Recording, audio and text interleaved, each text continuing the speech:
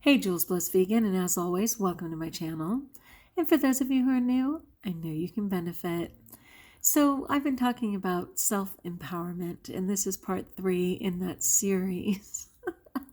It actually is referenced as personal empowerment. So, it says 8 steps to personal empowerment, and this is from Entrepreneur Magazine website.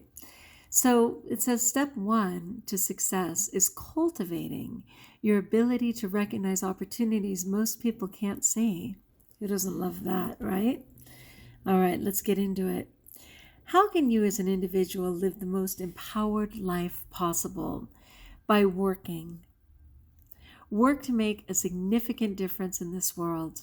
Focus on what you can control, which is your hope, your attitude, your drive, your willingness to hustle, your commitment to keep an objective and empowered mindset.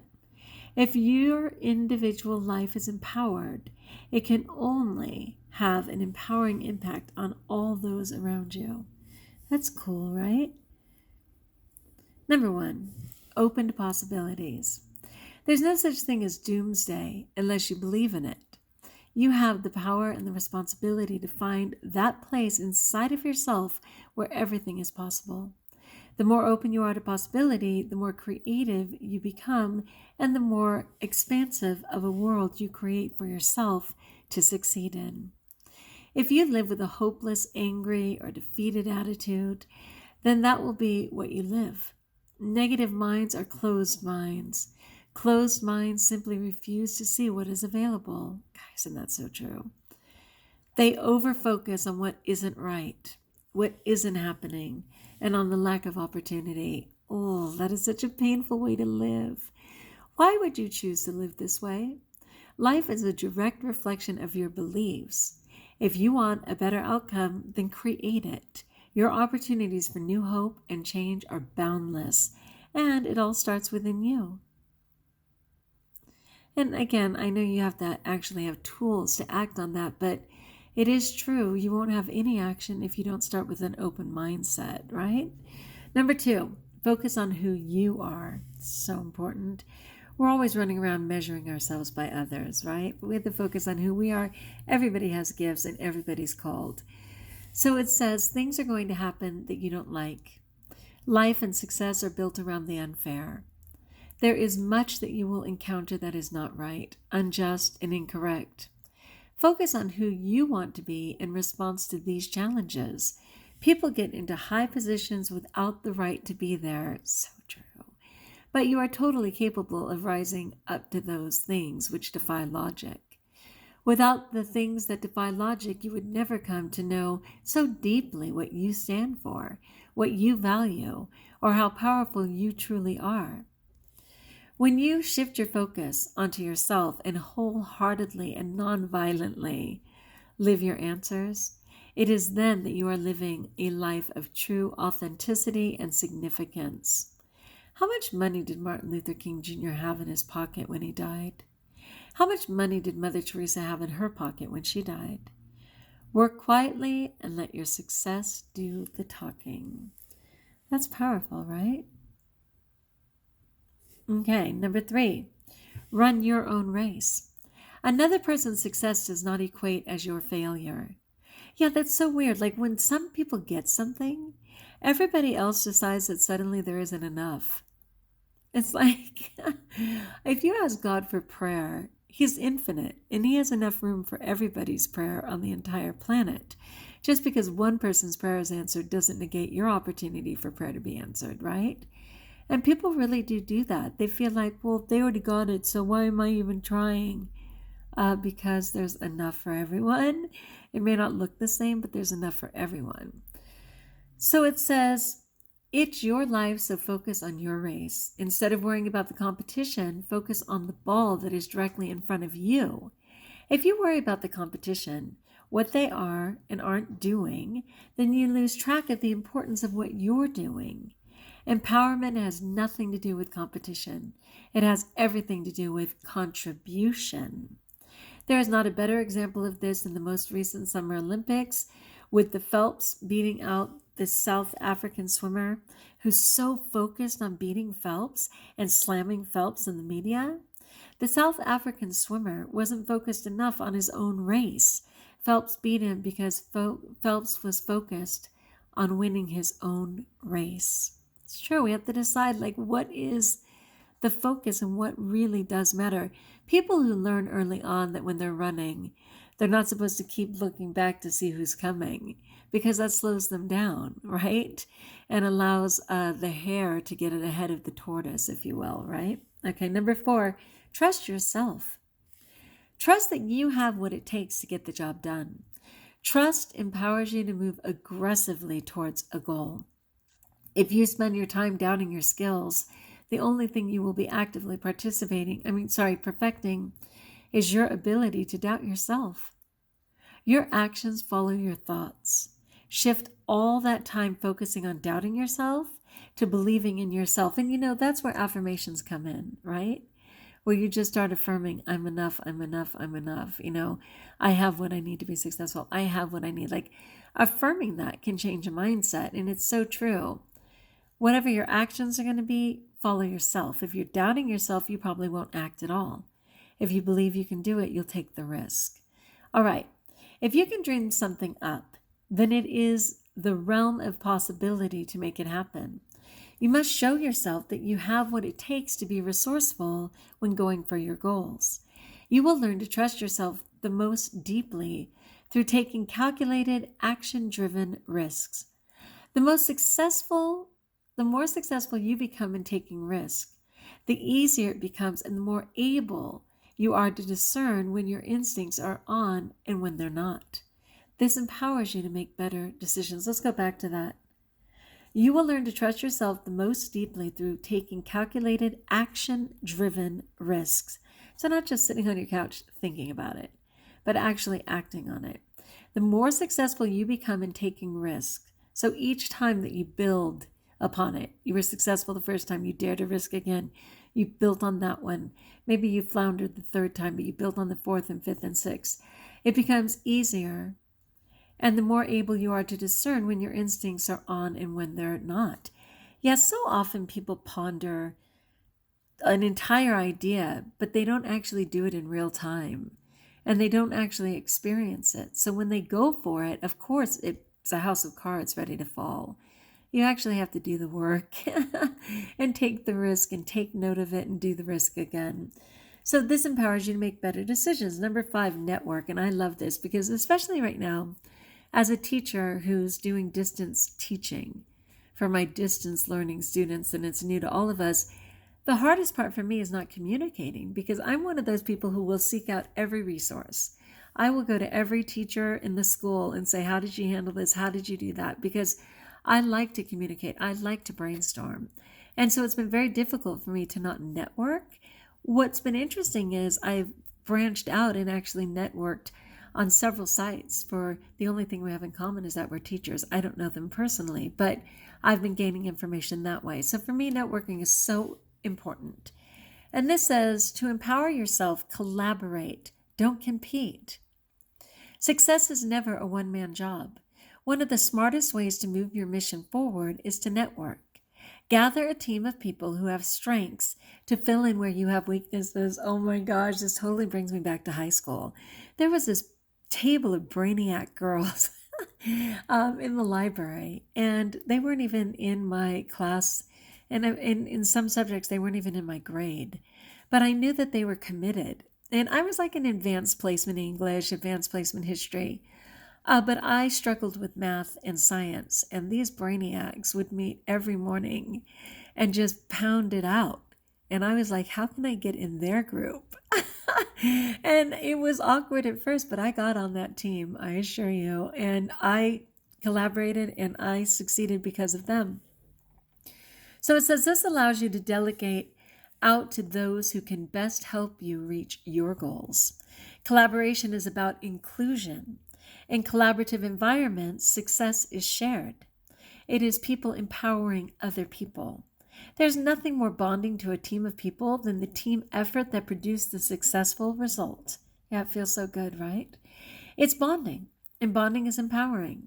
When you compete, you create division, hatred, jealousy, and anger. none of which help you build long-standing relationships designed to make you more successful. That's a good one, isn't it? Number 6, love what you do. This is a hard one because I love a lot of things. I really do. And I'm insecure about being my best self, which is so sad. That's why I want to keep focusing on this, because I understand all of the steps they're suggesting. I need more tools on how to act on it and how to put my insecurities aside, because I'm not doing all that God has called me to be, and I know that. So I appreciate these talks. Okay, love what you do. Passion trumps failure. Love is the most powerful of all emotions, which is why truly empowered people work in careers they love. Most will do almost anything for love. There is nothing that you can get in your way when you want something badly enough that you are willing to do anything to get it. Unexpected circumstances may knock you back or redirect you a bit along the path, but it will not have the power to take you from your goal. When you are deeply passionate about what you want, work doesn't feel like work. It's more personal. When you love what you do, fears you may have of not succeeding will be outdone by the passion you have to never let failing be an option. Guy, isn't that great? That's the motto for NASA. It literally has cups that say failure is not an option. How else can you put a man on the moon? How else can you put robots on Mars? You know what I mean? Because failure is not an option. They dreamed the impossible and they did it. You gotta love that. Number 7, hold yourself with grace. Anytime I see the word grace, I just smile. Because for me, that is just straight from God. And whenever we can exercise grace for ourselves, that really is amazing. So let's see. Success of any type will attract haters. What are you going to do with this? Use grace. If they go low, you go high or remain silent. Give grace, not to them, but because acting with grace says something empowering about you. Anger doesn't inspire change in anyone. Empowered and right action is the only thing which is oh, that's interesting. Hold on. The only thing which inspires change. Every single article I've read has typos. It's hilarious. I mean, they do really well. It's professional, but they all have a typo. So I kind of trip over it. Okay. Empowered and right action is the only thing which inspires change. They wrote, which inspires change? Okay, no worries. Have the self-discipline to have composure when face to face with haters. The one sure thing about haters is that they hate you only until they want to be part of what you're doing. So they can say they knew you. Let them say whatever they want. You stay the course on the road less traveled. That's beautiful. I love that. Yeah, I mean, again, thinking about as a teacher, there have been so many times that I've been confronted by angry parents, and they have just said that their perception of me is based on what their child said and da-da-da.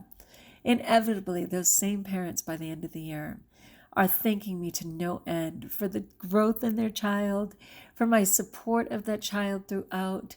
I usually get letters and notes for years to come from those same children who hated me at first. I was just too different. They didn't know how. They knew they wanted something, but they didn't know how to be part of what I had to offer. It's an amazing process. So I so get that. So anger doesn't inspire change in anyone. Empowered and right action is the only thing which inspires change. And that whole idea that you're giving grace not to them, but because acting with grace says something empowering about you. I agree. Number 8, embrace imperfect moments. The most empowered path to success comes through your experiences of failure. The late Mary Tyler Moore famously said, "You can't be brave if you've only had wonderful things happen to you." So true, right? And remember, she had diabetes, type 1 diabetes, and lived to be 81 years old, I'm quite sure. And you know what? That's making good choices every dang day of your life when you have to be putting insulin in and be a successful actress and all of the things that she did. Amazing. So you can't be brave if you've only had wonderful things happen to you. Empowerment is most deeply cultivated during times of challenge. Failure and uncertainty are necessary structures for you to bump up against for the development of your own refinement. Without failure, you would have nothing to improve upon. Choose to evolve rather than dissolve under pressure. Your imperfect moments provide the perfect trajectory for your growth up the mountain of success you're climbing. Oh my gosh, I love that. Let's do that again. Your imperfect moments provide the perfect trajectory, so the direction you're going in, right, for your growth up the mountain of success you're climbing. To live an empowered life of great significance, be open to possibility, cooperation, education, success, and understanding that success is not a one-man job. Love what you do so deeply that you are able to include others in your dream and empower them in their successes. Oh, you know what? I dig that. I really do. Because I've been getting money occasionally from life, and I've been able to share that money, and I'm thrilled to do it. I've totally been able to share that money and say, you know what? This is the gift for you to do something special for you. And I absolutely love that. We've never been tithers. It's not required in the Catholic Church. It's a great idea, but it's not something that they focus on or make us do. And so it was kind of weighing on my husband and myself, and we decided to put the 10% away just from our paycheck. And some people actually put it away from every single penny that comes to them, which is very brave. But we at least did it from our paychecks. And it's a significant amount of money. And it has been so fun to trust that money and not only bless the church, of course, but bless other groups that are going in the right direction and just say, this is from God. It has been so fun. Oh my goodness. So yeah, love what you do so deeply that you are able to include others in your dream and empower them in their success. Love what you do so deeply that there will be no roadblock or hardship that will take you from your desired direction. Empowerment means that you don't crumble under failure. You make the conscious choice to grow from the pressure, to evolve yourself to the next level. Yeah, remember, coal has to be under tremendous pressure to ultimately become a very small, incredible diamond, right? All right, so let's go back through those steps really quickly. I'm glad we read this article. It is a good one. Again, this is from Entrepreneur. It's their website, but, they have that magazine, and I love it. There's a guy on the cover of it, so, it applies to everybody. So number 1, be open to possibilities. Number 2, focus on who you are. Number 3, run your own race. Number 4, trust yourself. Number 5, network with other people. Number 6, love what you do. Number 7, hold yourself with grace. And number 8, embrace imperfect moments. All right, my friends, that's it on self-empowerment. And in this case, it was called personal empowerment. I have another one tomorrow on the 5 types of empowerment, which really interests me, and I'll be sharing that. All right, like if you like, join us if you haven't, subscribe. Let me know in the comments below what you think. Which one interested you most? Is there a certain step that you want to focus on? Does this interest you? I think it's phenomenal. All right, and until we talk again, best of all, know that I pray for you and know that you're blessed.